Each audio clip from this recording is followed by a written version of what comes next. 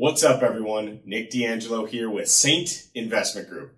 Today's video is very important and very exciting. We are going through some major economic updates. While we focus on the best real estate information and the best real estate topics typically, today we wanted to jump into some hot button items for the American economy and where things are at, because that very clearly does impact the real estate sector. So let's jump in.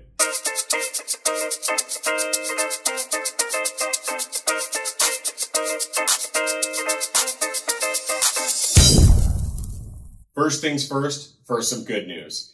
The American personal income, according to the Commerce Department, actually went up by 0.3%.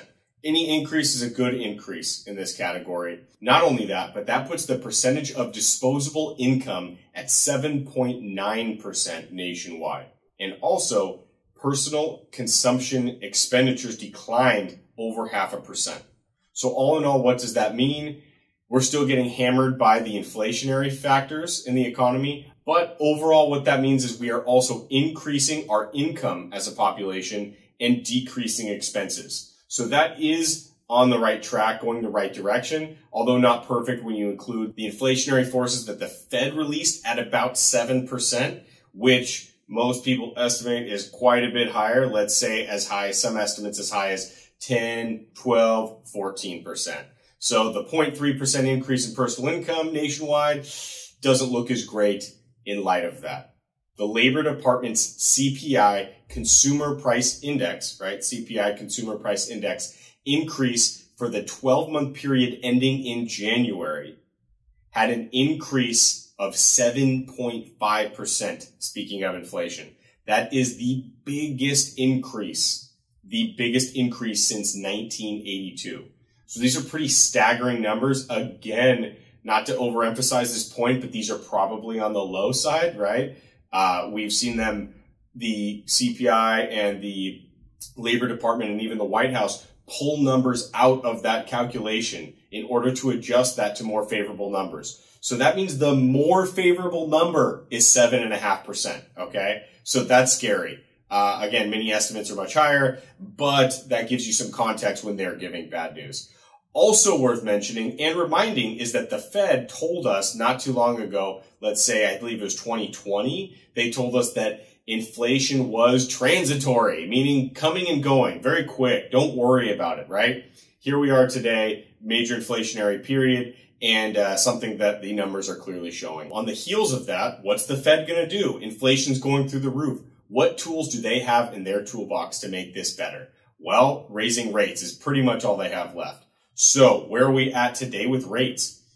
Freddie Mac is reporting that mortgage rates have jumped for the 30-year fixed rate mortgage to this week at an average of 3.69%. Last week alone, it was at 3.55%. So a 14 basis point jump in just a week. That's, worth discussing and making note of. But more importantly than the 14 basis point jump is that a year ago, so about a year ago, the rate was at 2.73, okay? So that's nearly 100 basis points over a year. Now, we've had pretty record low rates for quite a long time, probably since the 2008 era here. And don't quote me because I don't know the exact year, but for a very long time, we've been bouncing on the bottom and setting records for how low our rates have been for an extended period of time. 100 basis points in a year is very substantial. It will put downward pressure on home sales, property values, etc., because property owners and property buyers now need to balance a higher rate into their returns for their property values. So it messes up market dynamics that we've been used to in a low rate environment. So definitely something I'm keeping an eye on as far as buying and selling property and real estate, especially for us on the commercial side.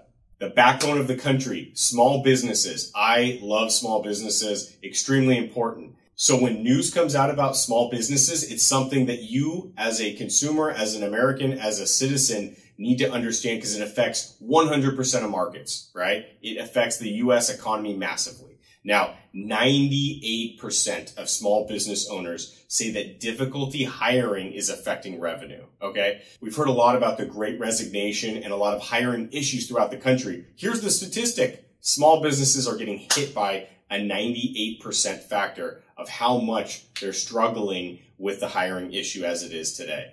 Now, not only that, but you have to wonder, with the staying at home environment, the work from home environment that the country shifted to, which personally I think is great. I think it offers all kinds of benefits to employers and employees, right?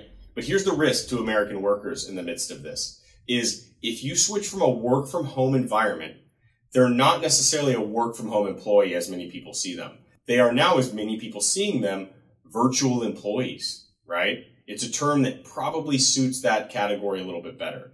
Here's the risk, okay, is if American employees are working from home and businesses are already used to that virtual environment of their employees, what happens to overseas or out of country labor?